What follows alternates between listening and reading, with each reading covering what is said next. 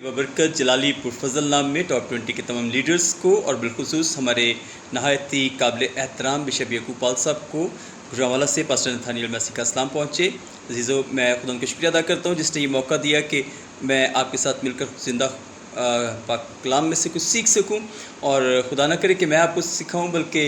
मेरी दुआ है कि हम सबको खुदा का पाक रूह ही सिखाए, क्योंकि वही हमारा कामिल उस्ताद है। तो आइए अहद अतीक में ज़करिया की किताब उसका 11वां बाब और उसकी 4थी आयत से हम खुदा के ज़िंदा पाक कलाम में से पढ़ते हैं, जहाँ पर लिखा है, खुदावंद मेरा खुदा यूँ फरमाता है कि जो भेड़ें ज़िबा हो रही हैं उनको चरा, जिनके मालिक उनको ज़िबा करते हैं और अपने आप को बेकसूर समझते हैं, और जिनके बेचने वाले कहते हैं खुदावंद का शुक्र हो कि हम मालदार हुए, और उनके चरवाहे उन पर रहम नहीं करते। और 7वीं आयत में लिखा है, बस मैंने उन भेड़ों को जो ज़िबा हो रही थीं यानी गला के मस्कीनों को चराया, और मैंने 2 लाठियाँ ली, एक का नाम फजल रखा और दूसरी का इत्तेहाद, और गला को चराया। खुदा उनके ज़िंदा पाक कलाम के पढ़े और उसके सुने जाने के वसीला से खुदा हम सबको बड़ी बरकत दे। मैं जब इन आयात को पढ़ता हूँ तो मुझे इन आयात में खुदा बाप का दर्द दिखाई देता है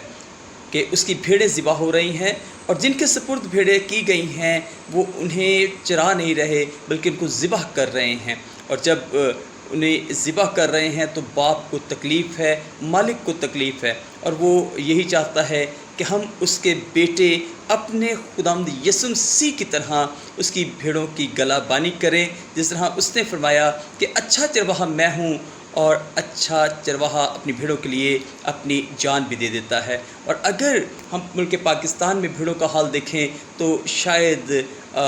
पाकिस्तान में भी भेड़ों का हाल कोई ज़्यादा अच्छा दिखाई नहीं देता, जबकि हमने अपनी मिनिस्ट्रीज़ को भी सिर्फ रुपया पैसा कमाने का ज़रिया बना लिया, और बहुत से लोगों ने इसे बिज़नेस जो है वो बना लिया, जो कि इंतहाई तकलीफ़ दे बात है, और न सिर्फ हमारे लिए तकलीफ़ दे बात बल्कि खुदा बाप के लिए भी ये तकलीफ़ दे बात है। तो अजीज़ों, खुदा हमें ये मौका देता है कि हम दयानतदार जो नौकरों की तरह, दयानतदार चरवाहों की तरह इत्तेहाद और फजल के तहत जो है वो खुदा की भेड़ों को जो है वो चराएं, उनकी गलाबानी करें, उनकी निगहदाश्त करें, और हम अच्छे चरवाहे बनकर जो है खुदा के काम को पूरा करने वाले बने। भेड़ों को चराने के लिए ख़ास तौर पर 2 जो चीज़ें खुदा ने यहाँ पर वाज़ह की, एक फजल और दूसरा इत्तेहाद। यकीन जानिए, इत्तेहाद के बग़ैर फ़ज़ल नामुमकिन है और फ़ज़ल के बग़ैर इत्तेहाद नामुमकिन है। तो हमें इन दोनों को लाज़िम मलज़ूम समझते हुए एक दूसरे से मोहब्बत और प्यार के साथ जो है वो रह कर खुदा की भेड़ों की गलाबानी करनी है। मैं ये नहीं कहता कि हम हर एक के साथ मुत्तफ़िक हो जाएं, लेकिन कम से कम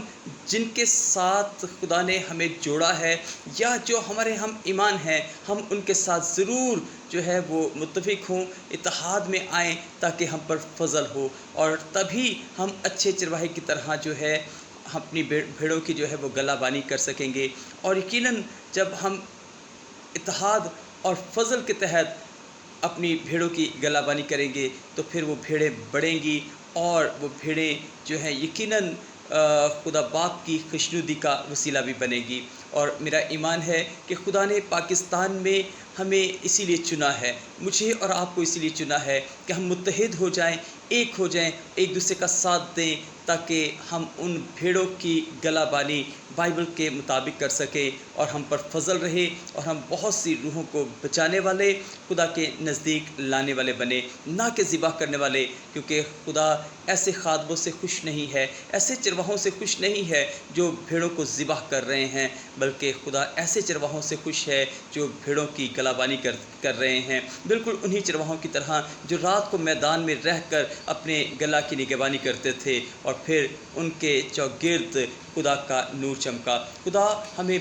बरकत दे कि हम पाकिस्तान में रहकर मुत्तहिद हों, और अब पाकिस्तानी कौम के लिए, अपने लोगों के लिए कुछ करने वाले बने, क्योंकि खुदा किसी की हलाकत नहीं चाहता, बल्कि चाहता है कि हर एक की तौबा तक नौबत पहुँचे। और खुदा ने मुझे और आपको ये फ़ज़ल दिया है, ये बरकत दी है कि ना सिर्फ हम फ़ज़ल के दौर में ज़िंदगी बसर करें, बल्कि हम उस फ़ज़ल के तहत खुदा की भेड़ों की गलाबानी भी करें। खुदा हम सबको अपने कलाम के वसीला से बड़ी बरकत दे, और हम मुत्तहिद होकर पाकिस्तान की